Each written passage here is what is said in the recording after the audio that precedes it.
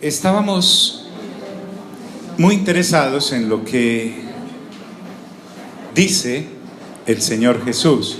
Quiero recordarte que debemos tener en cuenta que el que está hablando en todos estos pasajes, con muy contadas excepciones, es el Señor Jesús. No estamos mirando lo que el Espíritu Santo, que es igual de importante, le revela a Pablo, a Pedro. Estamos mirando lo que nuestro Dios, que ha venido por primera vez a la tierra hace 2000 años, está diciendo.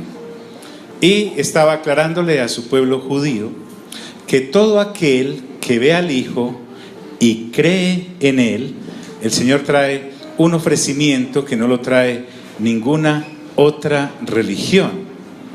Dice, tendrá vida ¿qué? Vida eterna. Cuando estemos en esa instancia, muchas de las cosas a las que tú y yo le dedicamos ahora la vida nos parecerán netamente superfluas, como realmente lo son, y anhelaremos haber dedicado más tiempo a conocer la mente del Padre, porque eso es lo que el Señor Jesús vino a hacer, a enseñarnos cómo piensa nuestro Padre Celestial. Pero no solamente basta con saber cómo piensa nuestro Padre Celestial, sino que debemos hallarnos en una situación en que nosotros también estemos pensando así. Pero tampoco basta con solo pensar así, porque del dicho al hecho hay mucho ¿qué? Trecho. También debemos llegar a la instancia de actuar conforme a lo que el pensamiento del Padre nos ha revelado a través de Cristo Jesús, su Hijo.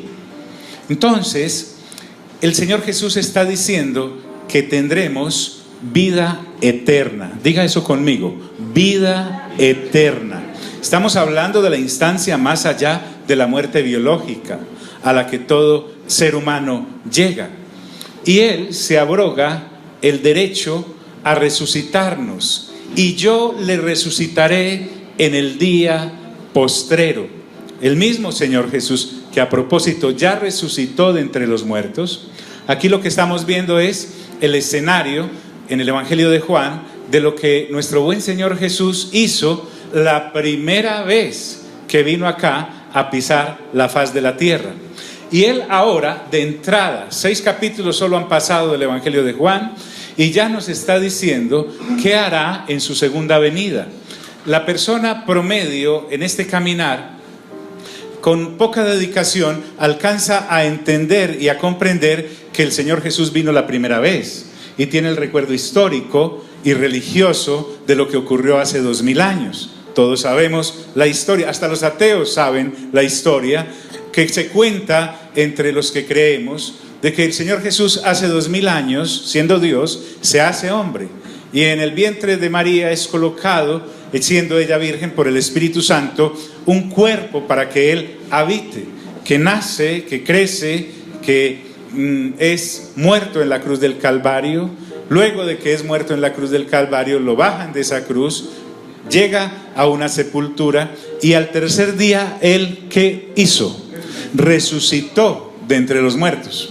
Pero no resucitó como el milagro que le hizo a Lázaro, o como le hizo al hijo de la viuda de Naín, o Pedro cuando resucita a Tabita, o Pablo a Eutico.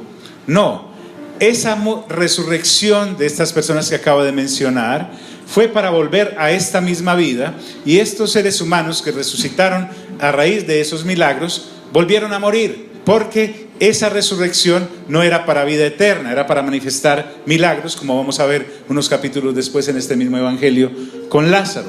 La resurrección del Señor es ahora a la que Él nos está invitando, porque Él resucitó de entre los muertos de una vez y para siempre. Entonces, una vez resucitado, dice la Escritura que estuvo 40 días con los discípulos hablando acerca del reino. Señor Jesús, que había hablado mientras estaba en su cuerpo terrenal con los discípulos, como vamos a ver, acerca de la vida eterna, cuando regresa de entre los muertos, en su cuerpo glorioso, en su cuerpo resucitado, el que a nosotros se nos ha prometido tener también, vino a hablar del mismo tema. Diga eso, el mismo tema. Es decir, el Señor Jesús es monotemático, eternotemático. Él no vamos a encontrar, leyendo sinceramente las Escrituras, que venga a hablarnos de negocios o de situaciones de la bolsa o de el estado tan caótico en que están las naciones. Él sabe que eso está así porque Él es Dios. Él viene a hablarnos de los principios del reino y de un reino que para poderlo ver hay que nacer ¿de qué? De nuevo. Y para poderlo entender hay que renovar ¿qué? El entendimiento. Entonces mi buen Señor nos dice que le comenta a su pueblo y lo resucitaré en el día postrero. Pero esta gente, en vez de maravillarse, empiezan a murmurar. Murmuraban entonces de él los judíos porque había dicho: yo soy el pan que descendió del cielo. Y decían: ¿no es este Jesús el hijo de José, cuyo padre y madre nosotros conocemos? Ellos tenían la visión humana de la estancia del Señor Jesús acá en la tierra. Sabían del asunto de la concepción, de lo que había ocurrido hacía unos 30 años, en donde se decía que María había venido de donde Elizabeth o Isabel, su parienta, diciendo que estaba embarazada por el Espíritu Santo. Rarísimo. Y que José había dicho que sí, que era del Espíritu Santo. Solo imagínate cuando uno escucha una historia de esas sin fe, que su hija o una vecina allá en la unidad o en el barrio empiece a usted a notar que su vientre empieza a crecer y al tercer mes diga: sí, así es, estoy en embarazo, pero es del Espíritu Santo. ¿Qué cara pone? ¿Qué cara pone? ¿Qué cara pone? ¿Le creeríamos? Disculpe, ¿le creeríamos? No, porque no había ocurrido algo así, jamás. Sin embargo, nosotros que lo vemos con los ojos de la fe, por ya haber nacido de nuevo, para nosotros es normal y pasamos por ahí como si fuera el camino de todos los días. Hemos perdido la capacidad de asombrarnos con lo que nos narran las Sagradas Escrituras. Pero aquellos que conservamos viva la fe, que mantenemos avivado nuestro pensamiento y nuestra vida con el diario pensamiento de las Sagradas Escrituras, no podemos pensar como estas personas. Entonces en ellos hay incredulidad, porque para poder ser, dice Pablo en Romanos, que la fe viene por el ¿qué? Por el oír, y el oír la palabra ¿de quién? De Dios. Sin embargo, el escritor a los Hebreos aclara que no basta solo con oír. Cualquiera puede oír. Cualquiera que tenga oídos, pues oye. Sin embargo, cuando estamos expuestos a la palabra de Dios, como estamos ahora, nosotros debemos al estar acá sentados asistiendo a este servicio, debemos acompañar el accionar de lo que la palabra nos habla con fe en nuestros corazones, porque seremos un buen terreno en el cual la palabra prospera. Los problemas temporales que ahora tengamos de salud, financieros, de entendimiento, problemas, cualquiera sea su naturaleza, en el evento de la eternidad, quiero decirte que ya no importarán. Mira al de lado, dígale: no importarán. Dígaselo: no importarán. Mire, créame, todo problema o éxito que tengamos ahora, en la eternidad no importarán. Y de eso es lo que nos habla nuestro buen Señor Jesús. Pero esta gente no creyó. Gracias a Dios no creyeron. Porque donde lo reciban y lo aplaudan, hubiese sido muy difícil para nosotros los gentiles, aunque ya Dios había dicho que nos iba a incluir, porque dijo que provocaría al pueblo de Israel a celos con un pueblo que no era su pueblo. Además dijo: me hallarán los que no me estaban buscando. Gracias a que estos tuvieron la acción de no creer en el Señor Jesús, el Señor Jesús se vuelve a nosotros. Entonces miren el trato. ¿Cómo pues, dice del cielo he descendido? Y el Señor Jesús, que no es sordo, les responde y les dice: no murmuréis entre vosotros. Diga eso: murmurar. La murmuración, lengua perversa, y asesina la que hay en la boca del ser humano. Y entonces también descubrimos que Dios no solamente oye nuestras oraciones, sino que también oye las murmuraciones. Todo el uso que nosotros le demos a nuestra lengua es escuchado por nuestro Padre en el cielo. La Trinidad escucha de los seres humanos no solo sus oraciones, sino también sus murmuraciones.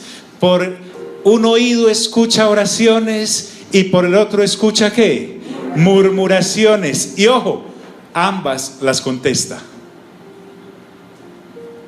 Ambas cosas del ser humano, Dios las contesta.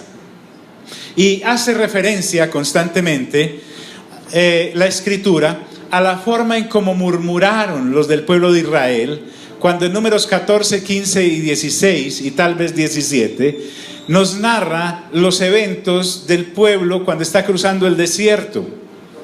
Una vez el Señor los saca con prodigios y maravillas de Egipto. Recuerden las 10 plagas, recuerden la apertura del Mar Rojo, recuerden el maná, recuerden las codornices.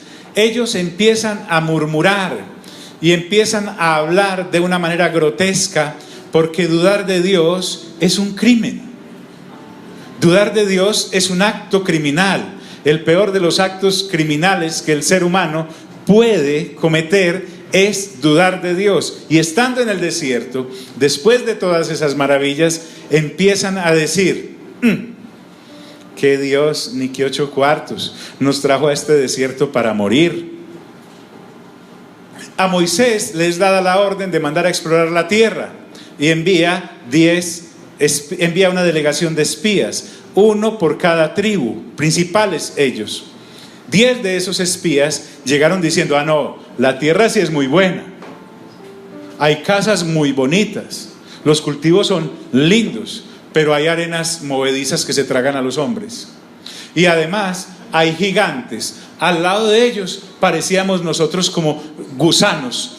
Mejor dicho, no podremos conquistar esa tierra. ¿Qué han dicho? ¿Qué han dicho? Solamente Josué y Caleb, que tenían una actitud de fe ante cada situación, que como creyente, porque la fe es la misma, la fe que tuvo Enoc, la fe que tuvo Noé, la fe que tuvo Moisés, la fe que tuvo Elías, la fe que tuvo cada uno, David, la fe que tuvo Samuel, la fe que tuvieron los profetas, es exactamente la misma fe que a nosotros nos ha sido dada, porque la fe es el don a través del cual Dios permite que lo podamos ver, porque la fe es la certeza de lo que se espera, la convicción de lo que con estos ojos no se ve. Diga conmigo, la fe. Y dice el 6 del capítulo 11 de Hebreos: porque sin fe es imposible, diga eso, imposible agradar a Dios. O sea, Dios no quiere una cantidad de hijos o hijas malcriadas y malcriados que se mantengan dudando de Él, que ante cualquier problemita insignificante, un mar, empiecen a dudar: ¿y ahora quién nos va a abrir este mar? Y nos vamos a ahogar. No, Él necesita personas que digan: ¿cómo irá a abrir Dios este mar? ¿Nos irá a teletransportar sobre este mar? ¿Apartará las aguas de este mar? ¿Estaremos caminando sobre este mar? La fe es una fe que debe ser activa, una fe que se atreva a creer más allá de lo limitado. Y si no, entonces ¿para qué nos metimos en esto? Mejor dicho, si uno va a seguir viviendo como antes de conocer al Señor, es mejor quedarse no creyendo. ¿Por qué? Porque sin fe es imposible ¿qué? Agradar a Dios. Y a veces le hacemos decir a la Biblia lo que no dice. Resulta que una vez Dios le dice a Abraham que a propósito Abraham es el padre de ¿qué? De la fe. Abraham es el padre de la fe. Después de darle un hijo que tuvo con Sara, él teniendo 100 años y ella 90, nace por fin Isaac. Isaac empieza a correr, a crecer y a corretear por ahí. Y en una ocasión Dios llama a Abraham y dice: Abraham, necesito que hagas un acto de fe. Y Abraham le dijo: listo, Señor. ¿Qué que me sacrifiques el hijo que te he dado.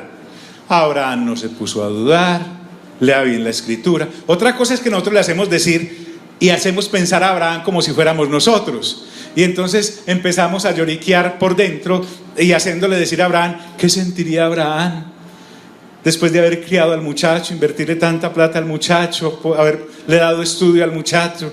¿Qué sentiría él en su corazón? La Biblia dice que Abraham sintió un gozo tremendo en su corazón. E inmediatamente Dios le da esa orden. Él sale con el muchacho al monte donde Dios le había dicho que quedaba varios días de camino. Se fue con sus siervos, enalbardó los asnos, se fue con el muchacho, llevaba la leña, llevaba las chispas para prender la hoguera y llevaba el cuchillo para poderlo sacrificar. Y cuando iba en camino, dice la escritura en Hebreos, que Abraham, en lo que estaba llenando, Abraham aprendió a renovar su mente. Diga conmigo, a propósito, ¿a qué venimos? ¿A qué? A renovar nuestro entendimiento. Abraham no iba pensando, ay, ahora qué le voy a decir a Sara, como es de brava, cuando llegué allá yo solo con la ropa del muchacho y que lo quemé. No. Él iba pensando, tremendo, ¿ah? Qué Dios tan tremendo en el que he creído. Y se empezó a retroalimentar seguramente con lo que Dios ya había hecho. En la vida de Abraham Dios había hecho muchas cosas. Por ejemplo, el solo hecho de ser fértil una mujer a los 90 años, habiendo sido estéril toda la vida. El solo hecho de a los 100 haberse comportado como un joven, como un mozuelo en el momento de ir a concebir. Él había visto cómo Dios lo había protegido ante los reyes que habían codiciado a su mujer y lo había sacado adelante. Él había visto una cantidad de cosas, por ejemplo, cómo destruyó a Sodoma y a Gomorra, cómo Dios con 300 criados le dio la victoria sobre unos reyes que se habían llevado cautivo a Lot. Abraham se alimentaba con la fe de los hechos que Dios había, permítame la redundancia, hecho en su vida. Es lo que tú y yo debemos hacer. Cada vez que estamos frente a dificultades, en vez de centrarnos en la situación, porque a propósito son pruebas de fe, todo lo que nos pase son pruebas de fe. Diga conmigo, todo. Inmediatamente eche mano de la reserva de lo que Dios se ha hecho. Piense en cada cosa de la cual Dios le ha sacado adelante y proyéctese pensando. Abraham iba pensando, no, sí, tremendo lo de Sodoma, pero es pasado. Tremendo lo de haber tenido a Isaac, pero es pasado. Tremendo de cómo me protegió de aquellos reyes, es pasado. Recuerdo esa vez que con 300 criados derroté todos unos ejércitos, tremendo. Pero él iba pensando, ¿cómo irá a ser Dios para levantar a Isaac de entre los muertos? Diga conmigo, de entre los muertos. Ya había indicios de resurrección desde antes que todo esto se narrara por boca del Señor para lo que nos va a ocurrir en el evento futuro de su retorno. Amigos, ¿están acá? Entonces Abraham iba pensando, ¿cómo irá a ser Dios? Porque recuerden que él llevaba ¿qué? La leña, ¿qué más llevaba? El cuchillo, ¿qué más llevaba? La chispa para prender todo. O sea que después de degollar a Isaac había que quemarlo, había que cremarlo. No quedaba sino los huesos completamente. Miren la fe de Abraham. La fe de Abraham es tremenda. Yo me imagino cómo se le irá entreteniendo. Yo creo que de ahí se inspiró Ezequiel cuando vio lo de los huesos secos. Y entonces voy a ver cómo empieza, después de chamuscado, la carne se le empieza a formar, y los tendones y las venas y los nervios, y el muchachito va acá oliendo a quemado pero vivo, porque Dios me lo va a devolver de entre los que. Y dice el escritor a los hebreos, de donde en sentido figurado realmente lo recibió. Dios detuvo el sacrificio cuando Labor le dijo, no lo mates. Y vio un ciervo trabado, entiéndase, un animalito que estaba enredado, mejor, hay palabras tan peligrosas, un animalito que estaba enredado allá en una zarza, y Abraham no dijo, uy, siquiera, Señor, ¿cómo viste sufrir? Dañó el milagrito, Señor. Eso es más o menos lo que una persona de fe dice. ¿Me hago entender, amigos? Entonces esta gente que ha tenido todo este testimonio empieza a murmurar. Y el Señor les dice, no murmuren, yo escucho todas las murmuraciones, hombre, desde sus pensamientos los escucho. Mira al lado y dígale, Dios sabe lo que estás pensando. Tenaz. tenaz. Y le dice algo que, y aquí hasta acá la introducción. Ninguno puede venir a mí si el Padre que me envió no le trajere. Y yo nuevamente le resucitaré, ¿cuándo?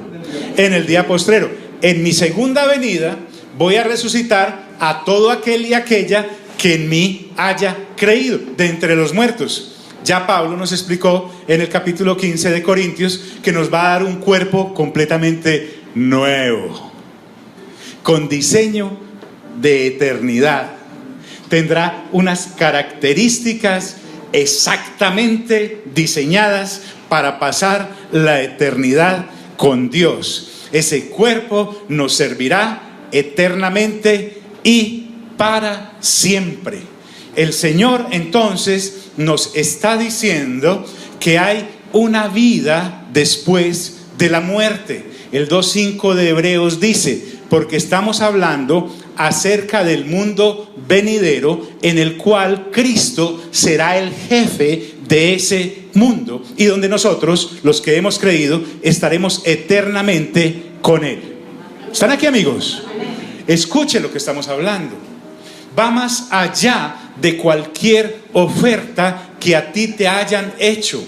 Sé que has visto prodigios, sé que has visto milagros, sé que has conquistado y has hecho portentos en tu vida, pero nada comparado con lo que nos espera, la vida eterna. Dígalo nuevamente, la vida eterna.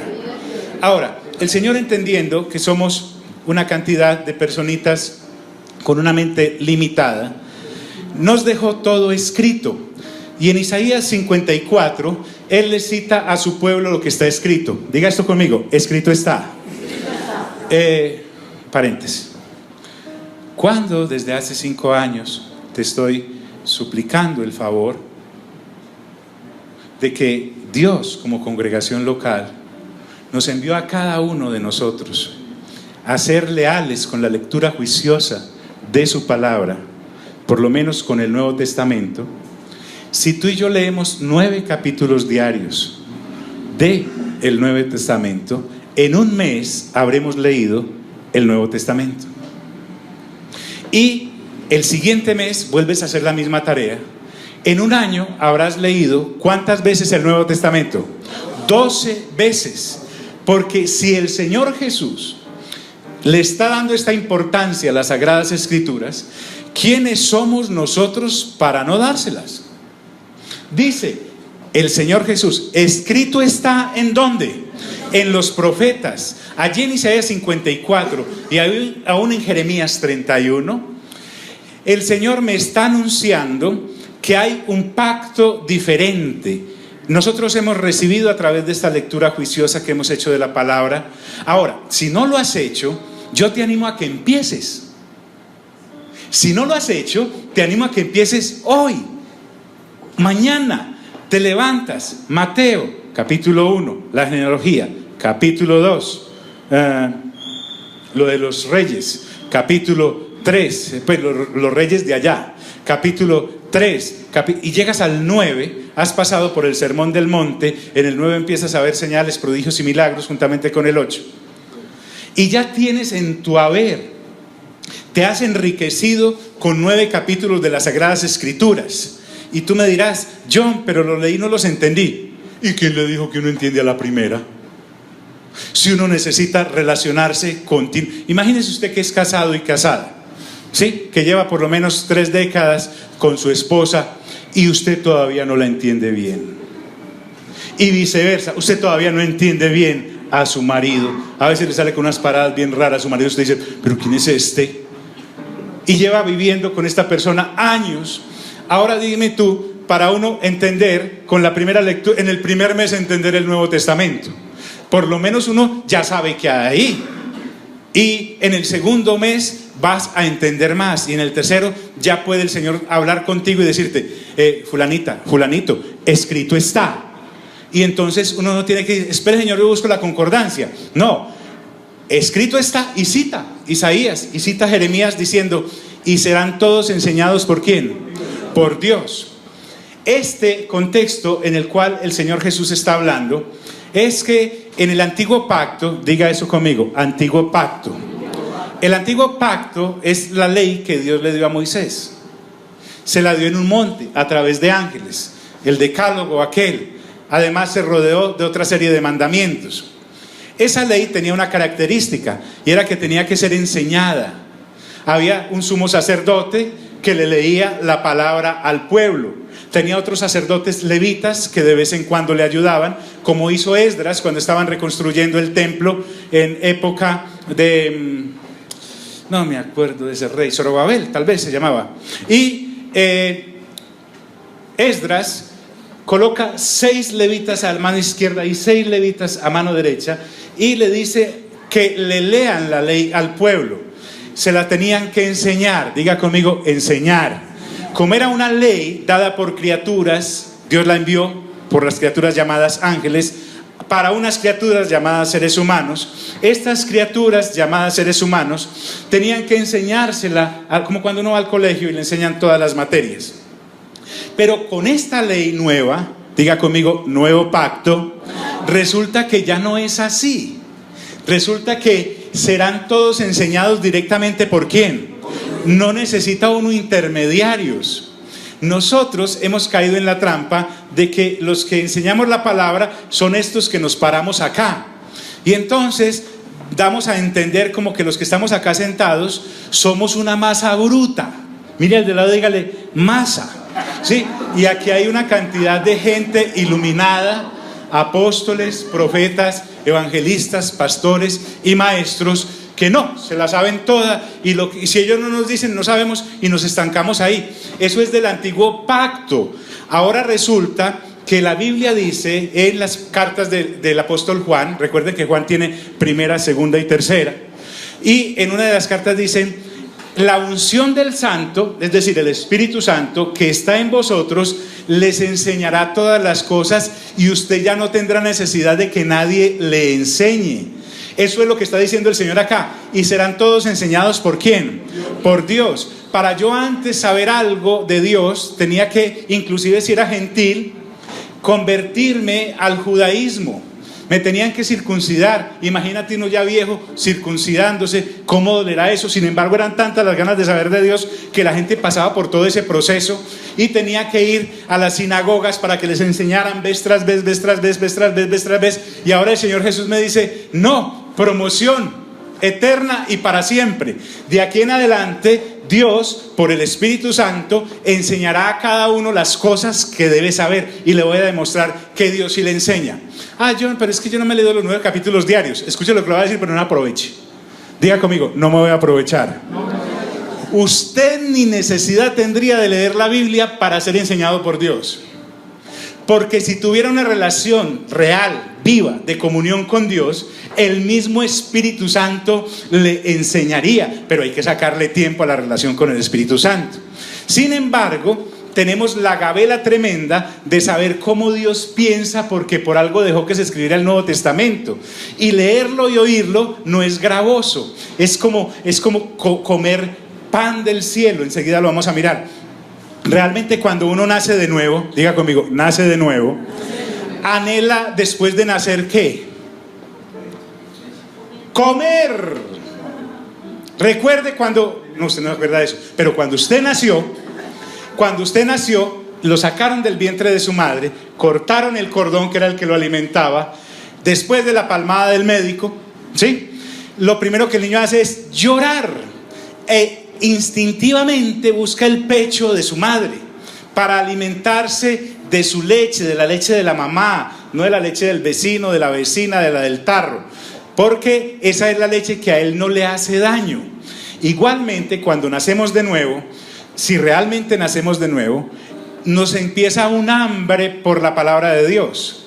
Y Pedro dice que anhelemos alimentarnos con la leche espiritual no adulterada, que es la palabra de Dios. Por lo tanto, para nosotros no debería ser ningún esfuerzo, si hemos nacido de nuevo, leer la palabra de Dios, sino que es una necesidad diaria y constante, mínimo 3 veces al día. Si a nuestro cuerpo lo alimentamos mínimo 3 veces al día, el nacido de nuevo anhela la leche espiritual no adulterada, que es la palabra de Dios, para poderse alimentar y vivir de ella.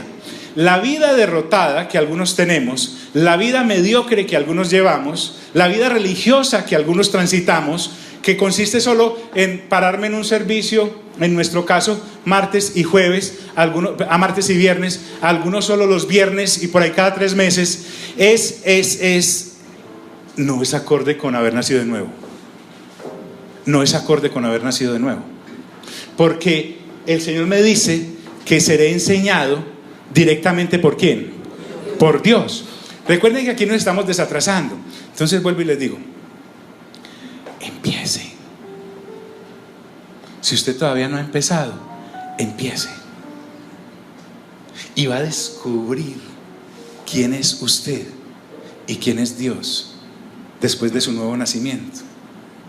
Es Dios mismo quien ahora, en este nuevo pacto, le enseña a sus hijos y a sus hijas el ABC del reino. Entonces, él solo citando estas sagradas escrituras, los judíos sabían que les estaba hablando de Isaías 54 y de Jeremías 31. El asunto es que si ahora Dios a mí se me aparece y me dice, escrito está, y me cita algún versículo del Nuevo Testamento en uno de esos libros que yo casi no leo, como Tito, por ejemplo, ¿sí? Escrito está. ¿Qué lío? Porque no tengo nada donde. No tengo nada donde. En la mente de Sagradas Escrituras. Tengo muchas telenovelas, tengo muchos paseos, tengo muchas conversaciones de amigos, tengo muchas conversaciones de deportes, tengo muchas conversaciones de negocios, tengo muchas conversaciones del día de la política, como está ardiendo, tengo muchas conversaciones de tantas cosas que no son las Sagradas Escrituras, de mi profesión, porque es que en mi profesión hay que leer mucho, hay que estudiar mucho, hay que hacer mucho. Pero resulta que si me aparece Dios y para ahorrar tiempo me dice escrito está, yo digo, Señor, qué pena, como que dónde, y usted no me lo puede decir. Qué pena, ¿cierto? Porque no hemos valorado bien lo de la vida eterna. Pero estamos a tiempo. Estamos a tiempo. No, John, es que yo fui al instituto del seminario. Yo también. John, es que yo fui al seminario. Yo también. John, es que yo hice tantos cursos de actualización. Yo también. Y oh sorpresa, cuando empecé a leer las Sagradas Escrituras, cuando me las dijo el Señor como las debía leer, y dije, pero yo qué estaba leyendo. Yo había leído y escuchado muchos sermones, había leído y escuchado muchos libros, había sido discipulado por muchas personas, pero no directamente enseñado ¿por quién? Por Dios. Y Dios empieza a activar esa sed y ese amor por las Sagradas Escrituras, de manera que ahora el Señor puede hablar contigo diciéndote, escrito está, que por lo menos le diga a uno, en Timoteo capítulo 1, y uno sepa que Timoteo queda en el Nuevo Testamento, y uno empiece, ¿dónde es que queda Timoteo? Espíritu Santo, soplame. Al fin y al cabo tú eres soplo, ¿cierto? No sé si me estoy haciendo entender, hermanos. Lo que pasa es que uno a veces avanza y uno piensa que después de 5 años, los que estamos acá ya tenemos claro lo que Dios nos mandó a hacer, porque Dios nos está preparando para la eternidad. Dios no me está preparando para un matrimonio, ni para criar hijos, ni para tener una empresa, ni para ser un atleta, ni para ser un gran chef. Dios me está preparando como hijo y como hija para compartir conmigo la eternidad. Y el ABC está en las Sagradas Escrituras. ¿Me estoy haciendo entender, amigos? Y ojo, porque esta gente creía que sabía. Las personas más difíciles de enseñar son aquellas que creen saber, porque Dios no puede llenar lo que lleno está. Primero tengo que vaciarme de mis estructuras, sobre todo si son estructuras humanas, y son peores si son estructuras académicas, religiosas e inclusive de la palabra de Dios. Porque mira, ¿qué va a hacer entonces la señora o el señor que no tuvo acceso a la educación secular? Que no pudo ir ni siquiera a kinder, que por su situación de vida le toca trabajar mucho. ¿Cómo va a poder tener comunión con Dios? Entonces hemos llevado esto de relacionarnos con Dios a un punto académico que es casi como estudiar astrofísica. Y hacemos la palabra de Dios ininteligible para los demás. Hacemos un negocio de ella, Le hacemos creer a la gente que esto es muy difícil de entender para que no nos echen y nos sigan contratando y nos sigan pagando. Digo yo, ay, ay, ay,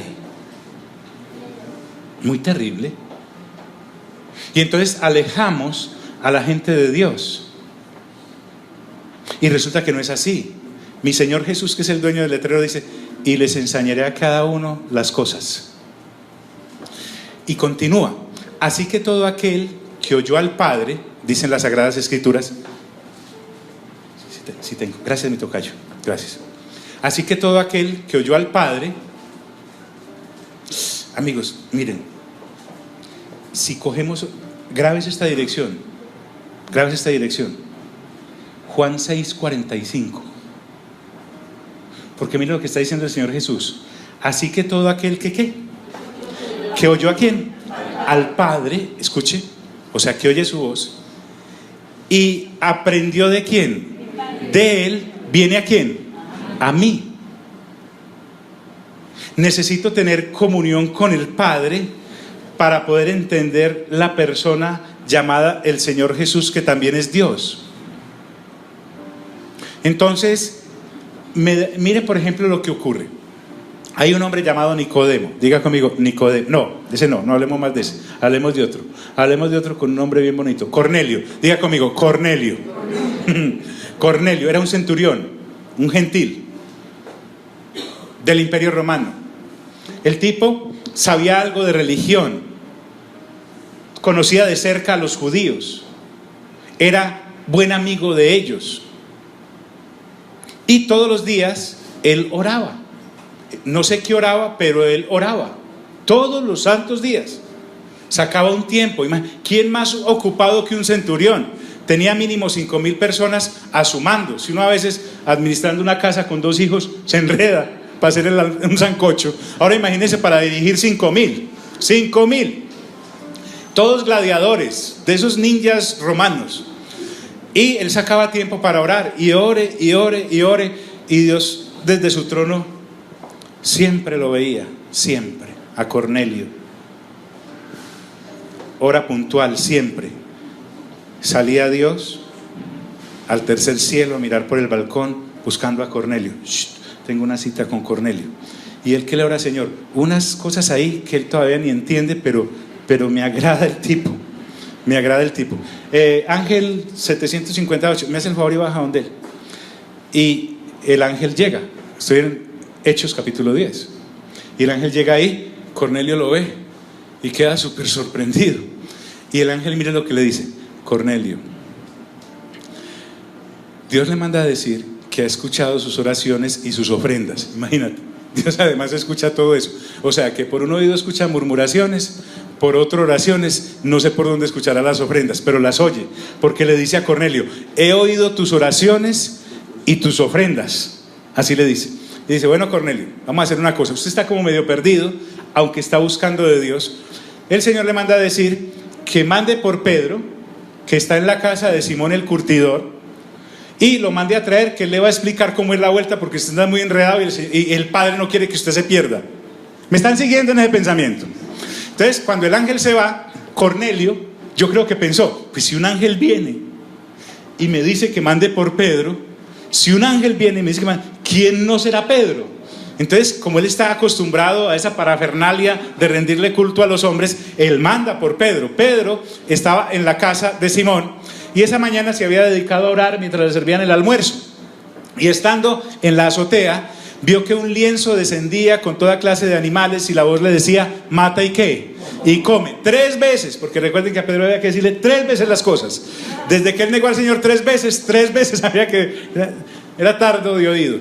Vea que allá en la puerta va ahí, le dice el Espíritu: llegaron unos hombres, sígalos, vaya con ellos sin preguntar.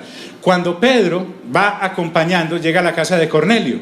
Apenas Cornelio lo ve, como es un ángel el que le ha dicho que mande por él, ¿sí o no? Él inmediatamente se postra como si Pedro fuera un ser divino a adorarlo. Y Pedro dice: levántate, que yo soy hombre como tú. Y Pedro le entra a explicar todo acerca de lo que es el Señor Jesús, quién era el Señor Jesús. Y cuando Pedro está hablando, porque además Cornelio era un hombre que siempre tenía público. Mandó a afilar a todos los de su casa, la mujer, los hijos, los nietos, los bisnietos, y mínimo de los 5,000 soldados, 500, para que escucharan lo que Pedro les iba a decir. Pedro tampoco era como muy bueno en relaciones humanas, porque lo primero que dijo es: ustedes saben lo inmundo que es para nosotros entrar en casa de un gentil. Imagínate decirles uno a un soldado. Bueno, Pedro. Pero cuando Pedro está hablando acerca del Señor Jesús, dice que el Espíritu Santo ¡fua!, cae sobre los que le estaban escuchando. Y empiezan todos a tener las manifestaciones de la presencia del Espíritu Santo. Y Pedro dice: pues si el Espíritu Santo... Y los hizo bautizar a todos. Entonces, lo que quiero decir es que Cornelio, escuche bien, tuvo que haber oído ¿a quién? Al Padre. Y entonces, aprendiendo de él, porque el Padre no quiere que él se pierda, pero el Padre mismo ha dicho que solo hay un mediador entre Dios y los hombres, Jesucristo hombre, tiene que hacer que alguien le explique acerca del Señor Jesús. Entonces, eso es lo que el Señor Jesús está diciendo acá. Y aprendió de él, o sea, del Padre, ¿viene a quién? A mí. Todo el que tiene relación real con el Padre vendrá a los caminos del Señor Jesús. ¿Por qué? Porque a Jesús es el que el Señor Jesús envió. Porque a Jesús es el que el Padre envió. A ver, pensemos más. ¿Por qué el Señor Jesús está diciendo esto? Porque resulta que a Dios no lo ha visto nadie, al Padre no lo ha visto nadie. Aún Pablo, en el capítulo 6 de Primera de Timoteo, dice que al Padre nadie lo ha visto, a Dios nadie lo ha visto. Hablando de seres humanos, ¿quién se ha visto al Padre? ¿Quién se ha visto al Padre? El Hijo, el Señor Jesús, que siempre ha estado con él. Entonces por eso dice, no que alguno haya visto al Padre, diga conmigo, nadie ha visto al Padre, sino aquel que vino de Dios. ¿Quién fue el que vino? El Hijo, Jesús, ¿cierto? ¿a qué? Visto al Padre. Yo he visto al Padre, el Padre me envió, y por ende el que me ve a mí, porque yo también soy Dios, ha visto ¿a quién? Al Padre. En el capítulo 14, sí, creo, Felipe dice: Señor, muéstranos al Padre. Y el Señor le dice: Felipe, tanto tiempo conmigo y me dices que te muestre al Padre, si ya te dije que el que me ha visto a mí, ¿ha visto a quién? Al Padre. Y entonces miren lo serio de esto. De cierto os digo, nuevamente el Señor, ojo, ojo, ojo, el que cree en mí tiene ¿qué? Vida eterna.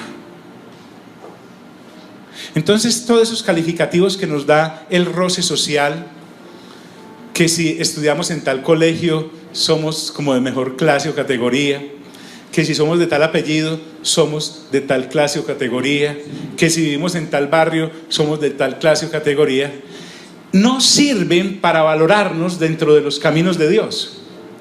Porque en el camino de Dios solo hay hijos e hijas, no más, para la eternidad. Un banco no hace hijos e hijas de Dios, hace hijos de datacrédito.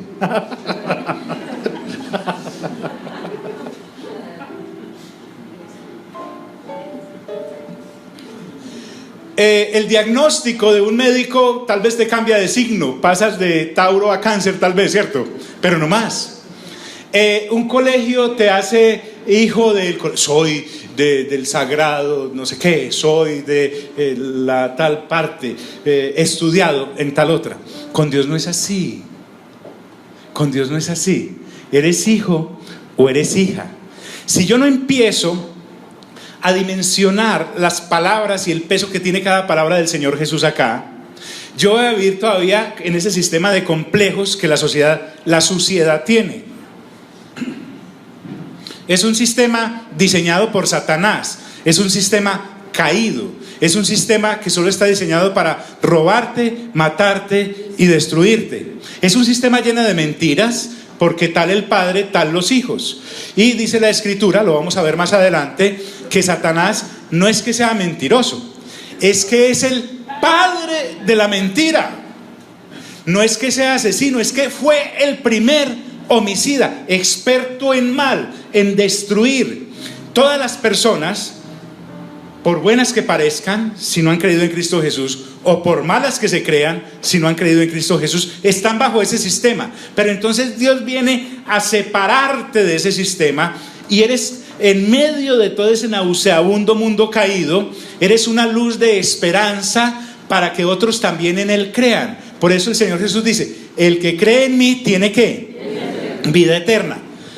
Pero como está hablando con judíos, recuerden, Él les lanza algo que pueden entender. Si estuviera entre paisas, lo diría con arepas, pero para ellos el pan era algo muy especial, y es algo muy especial. Por eso dice: ¿yo qué? ¿Quién dijo esto? Para en el Antiguo Testamento, en Éxodo capítulo 3, ¿a quién se lo dijeron? A Moisés, porque Moisés dijo: ¿y quién digo que me manda? Entonces la voz le dijo: yo soy, te manda. Este es el mismo. Yo soy el ¿qué? El pan de vida. Nuevamente, como esta gente no ha nacido de nuevo, ellos están pensando en el pan de la panadería, el pan que ellos comían, muy bueno a propósito, es pan sin levadura. Él lo que está hablando es que Él es el pan que da vida eterna, así como va a explicarles que el pan que les dio Moisés era maná, pero no daba vida eterna. Las sombras del Antiguo Testamento son claras ya a la luz del Nuevo Testamento, y por eso dice: yo soy el pan de vida eterna, la vida de verdad, la que va más allá de la muerte. Él acaba de decirme 3 veces en versículos anteriores: yo le resucitaré, habla de resurrección, en el día postrero, o sea, en su segunda venida.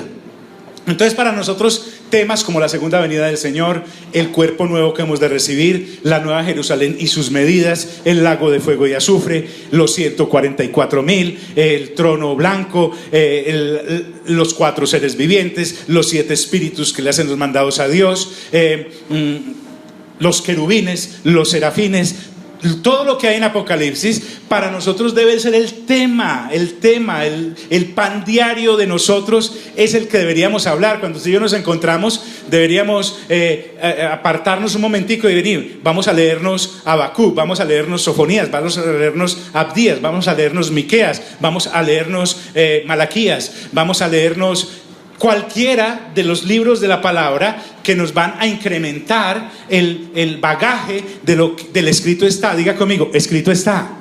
Fuerte: escrito está. Entonces el Señor Jesús dice: yo soy el pan de vida, y Él supone que habla con gente que por lo menos ha leído el Antiguo Testamento, y les dice: sus padres comieron ¿qué? El maná. ¿En dónde? En el desierto, y murieron. El maná les calmó el hambre física, pero no les dio vida eterna.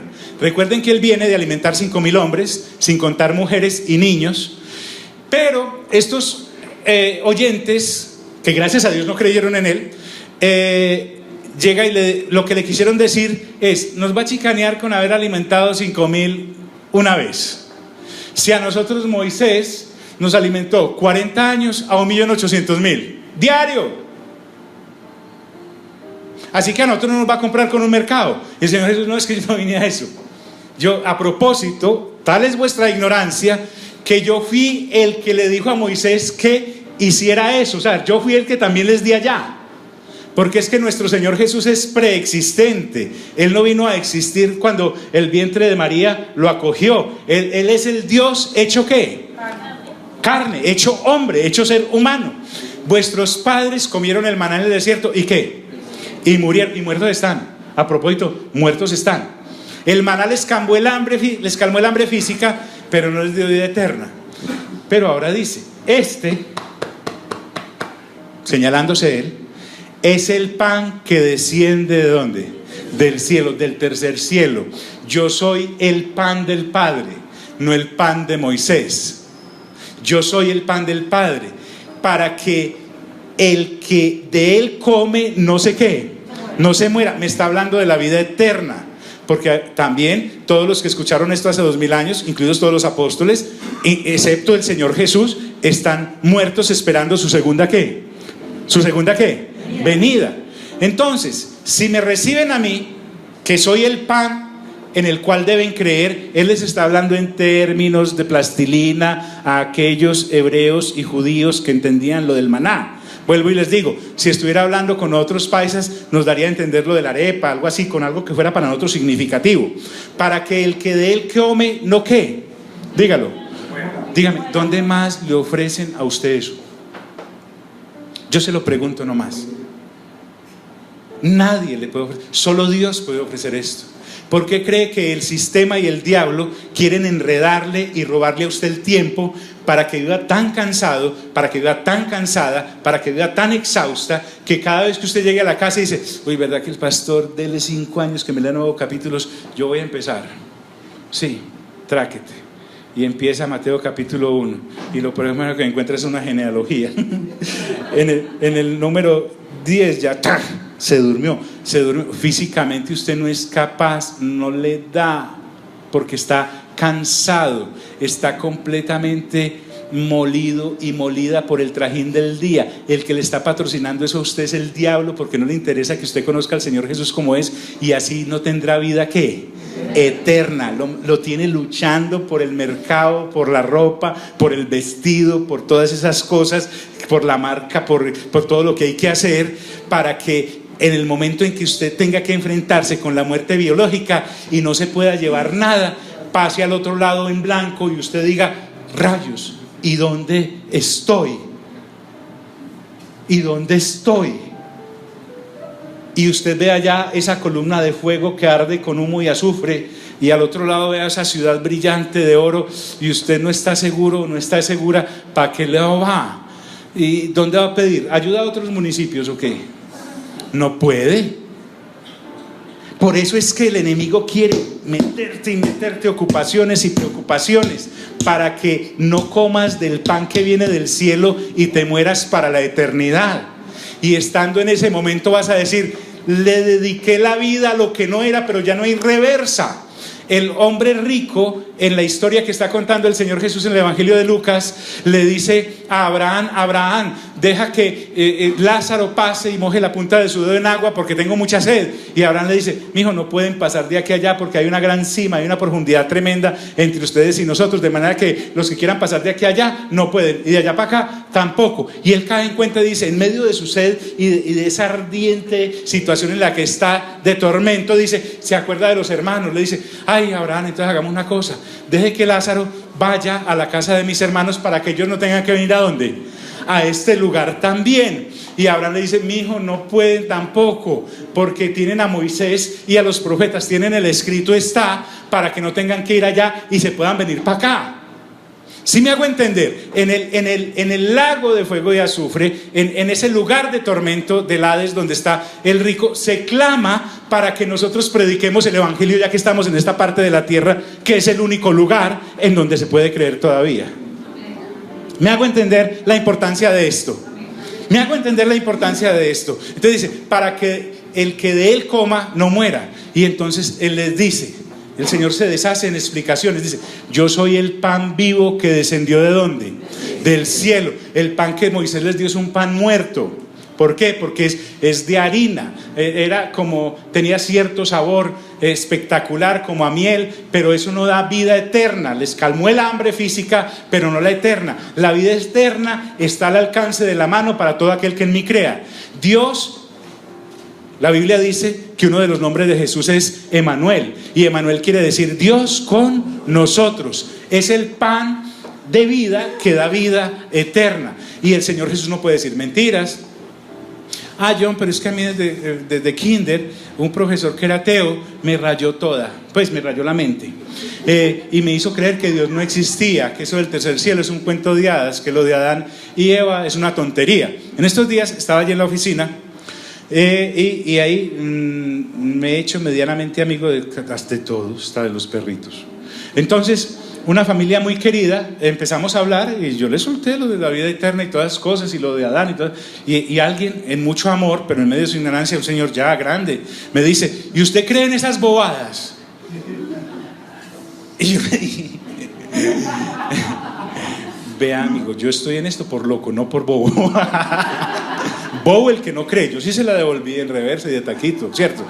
Para que no hagamos pasito. Pero es que el asunto es, para mí el Señor Jesús sí es el pan que vino y descendió del cielo, porque yo tengo una cosa que se llama fe. ¿Y la fe es qué? La certeza de lo que se espera, la convicción de lo que no se ve. Al otro día que nos encontramos, él estaba todo apenado porque se dio cuenta que había ofendido algo celestial, ¿sí o no? Pero seguimos. ¿Qué hacemos nosotros? Entonces, yo soy el pan vivo que descendió del cielo. Claro que soy el pan vivo que descendió del cielo. Él no puede decir mentiras. Si para Dios sí hay tercer cielo, Él lo hizo. Vive allá. Él no vino aquí a engañarnos. Y dice, si alguno comiere este pan, ¿vivirá qué? Para siempre. Nuevamente, ¿vida qué? Eterna. Créanme que antes, cuando uno iba detrás de las añadiduras y entonces uno iba, vení, que van a enseñar 3 pasos para cómo cambiar de modelo de carro. Eso se llena. Vení, cómo salir de tal cosa, cómo obtener pensamiento positivo. Y salía uno como Goliat, grande e hinchado. Es mejor salir como David, con una onda, pero lleno de fe. ¿Sí me hago entender? Entonces dice, si alguno comiere de este pan, ¿vivirá para cuánto? ¿Para cuánto? Para siempre. Ahora, ¿qué es comerlo? Porque entonces esta gente empezó a decir, uy, un caníbal. Alguien que quiere que lo coman. No, comerlo es recibirlo, comerlo es aceptarlo, comerlo es plegarnos a la voluntad de Dios, comerlo es vivir para siempre. Es algo extraordinario. Si alguno comiere de este pan, ¿vivirá para cuándo? Para siempre. Amigos, amigas, si la gente se aplica estas células de pato para ese joven, aquí estamos hablando de la vida eterna, ni siquiera de la eterna juventud, sino de la vida ¿qué? Eterna. Por aquí hay algunas de pato, ¿cierto? Si alguno comiere de este pan, ¿vivirá para qué? ¿Para qué vivirá? Para siempre, para siempre. Dice, y el pan que yo le daré es ¿qué? Mi carne. Nuevamente, esta gente ¿nació de nuevo? ¿Ya había nacido de nuevo? No, ellos estaban locos, completamente locos. ¿Por qué? Porque el Señor Jesús dijo, hablaré en parábolas para que oigan y no ¿qué? Y no entiendan. Para que oigan y no entiendan y entonces no se salven. Pero para los que nacen de nuevo, el Señor Jesús dijo, a ustedes les es dado conocer los secretos del reino. Y nosotros tenemos el privilegio por haber nacido de nuevo, porque el Padre nos envió donde el Hijo. No crea que es que nosotros llegamos a donde el Hijo por inteligente. Después de un estudio concienzudo desde kinder, yo he llegado a la conclusión últimamente que necesito buscar de Dios. Entonces voy a tener una cita con el Padre para que me mande donde el Hijo, porque es que yo soy muy inteligente. Esa gente anda más perdida que embolatada, hermano. Nosotros éramos gente que no andábamos buscando a Dios, pero kilómetros, peor que Jonás. Por lo menos Jonás sabía que estaba oyendo de Dios. Nosotros ni sabíamos que estábamos oyendo de Dios. Y el pan que yo le daré es mi carne. Y dice, la cual yo daré por la vida ¿de quién? Del mundo. Recuerden que el Señor Jesús murió por todos los seres humanos. Ya que todos los seres humanos no crean, es otra cosa. Pero el sacrificio de la cruz del Calvario está abierto para toda la humanidad. Entonces yo no tengo que predicar, claro, porque usted y yo no somos Dios. Dios sí sabe, el Padre sabe quién se va a salvar o no, pues porque Él es Dios. Si no supiera, hay que bajarlo de ese puesto. Por ser Dios, Él tiene una cosa que llama preconocimiento. Pero nosotros los pescadores no sabemos quién se va a salvar o no. Por eso tenemos que estar hablando constantemente la palabra a los otros, porque una vez pesquemos y llenemos la barca de los peces, Dios es el que escoge a quién devuelve, quién deja ahí, eso es problema de Él. A nosotros nos corresponde hablar a la gente de que hay vida eterna en Cristo Jesús, porque tanto amó Dios al mundo que envió a su Hijo unigénito para que todo aquel que en Él crea no se pierda, sino que tenga vida ¿qué? Eterna. Sin embargo, nada ocurrió contra su voluntad. No, porque la voluntad del Señor Jesús era hacer la voluntad del Padre. Ahora usted y yo, recuerden que nos estamos desatrasando. Ahora nos estamos desatrasando. Y el asunto con desatrasarnos es lo siguiente. Dios ha tenido la bondad con nosotros, y con esto termino la introducción para empezar el tema.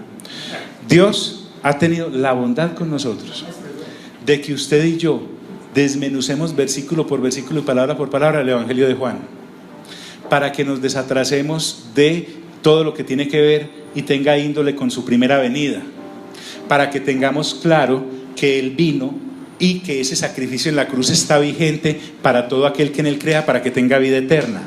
Pero nuestro verdadero enfoque está en su segunda venida. Nuestro verdadero enfoque está en su retorno. Esto es lo que el escritor a los Hebreos llamó leche. Pablo lo habla en 1 Corintios capítulo 2 y 3 y les dice: yo no pude hablaros como a espirituales, sino como a carnales, y porque no podéis resistir el alimento sólido, y entonces por eso tengo que darles leche. No se está refiriendo a nosotros, porque cuál de nosotros más ducho en la palabra de Dios, pero lo que sí podemos entender es que por lo menos estamos refrescando para cuando alguien esté por ahí y nos pregunte acerca de la vida eterna, le podamos entregar no una religión, ni arranquemos, no, esperemos imagine donde alguien le pregunte a uno el lunes que qué es la vida eterna y yo no esté informado de esto, entonces tenemos que esperar a que llegue el viernes, porque allá le explican dónde yo voy. Sos nuevo, no, voy hace 15 años, pero no sé explicarte porque allá hay otros como de otro dan, otro cinturón negro más que yo. Así no es, cada uno de nosotros. No, tenés que esperar donde le salga a usted a alguien como el eunuco. Pues no en ese sentido, sino en el sentido de que el eunuco llega y le dice a Felipe: venga, bautíceme. Donde Felipe diga: es que no has hecho los 40 cursos bautismales para poderte sumergir con snorkel y todo, ¿cierto? No, es que no sé si es por aspersión o mojadito, no sé si el agua del río sirve. Donde a usted le salga con alguien como el eunuco y le diga: bautízame. Se diga: no, me da pena. Necesitamos estar enteramente preparados para toda buena obra. Diga conmigo: toda buena obra. Entonces los judíos contendían entre sí. Claro, mire, era más evidente, no puede ser para los judíos que Jesús es la piedra de tropiezo para muchos. El Señor Jesús, Dios ya había advertido que sería levantado como piedra de tropiezo para muchos, porque estos que creían saber no lo están aceptando, estos que supuestamente lo adoraban no lo estaban recibiendo, estos que supuestamente lo esperaban no lo reconocieron, y ellos, en vez de creer, miren lo que empiezan a decir: ¿cómo puede darnos a comer su carne? No podían entender la expiación que en la cruz del Calvario se iba a hacer. El Señor Jesús está trabajando sobre la base del capítulo 1. Diga conmigo: capítulo 1. Juan el Bautista, cuando ve al Señor Jesús, dijo: he aquí viene mi primo. Dijo eso, ¿cierto? ¿Qué dijo? He aquí, ¿qué? El Cordero de ¿quién? De Dios, que quita ¿qué? El pecado del mundo. Esta gente entendía que estaba hablando del Cordero que se había mandado a oficiar o a sacrificar saliendo de Egipto, cuando se ordenó que se sacrificara un cordero de un año completamente puro, completamente limpio, perfecto, y que ese pecado en Cristo Jesús iba a ser quitado, porque Él era el Cordero es el Cordero con C mayúscula, que quitará el pecado del mundo, el pecado que estorbaba entre el Padre Celestial, que es Espíritu y Santo, y la humanidad caída, porque Dios no nos podía ver a causa de nuestra inmundicia, y por consecuencia en su santidad no se podía arrimar a nosotros. Entonces, que tiene que enviar un sacrificio, que es el Cordero, el Señor Jesús, que una vez con su sangre preciosa, que es sangre de Dios, iba a purificar de una vez y para siempre a todos aquellos que en Él creyeran y pudieran relacionarse con Dios el Padre. ¿Estamos aquí, mis amigos? Tenemos que ser aptos para explicar eso. ¿Cómo puede darnos a comer su carne? Y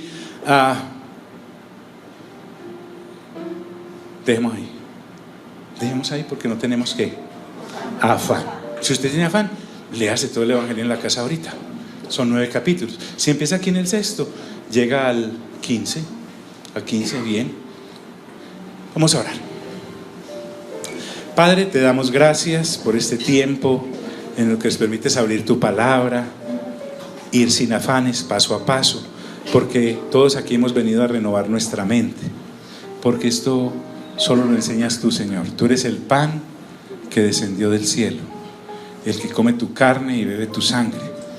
Tú nos estás explicando que para aquellos judíos era clarísimo, porque cuando sacrificaron el corderito saliendo de Egipto, el mandato de Moisés era: se tienen que comer la carne del corderito allá dentro de la casa, y la sangre, cuando la coloquen en los postes de la puerta y en sus dinteles, estarán aplicándola para que la muerte no entre y le robe los primogénitos.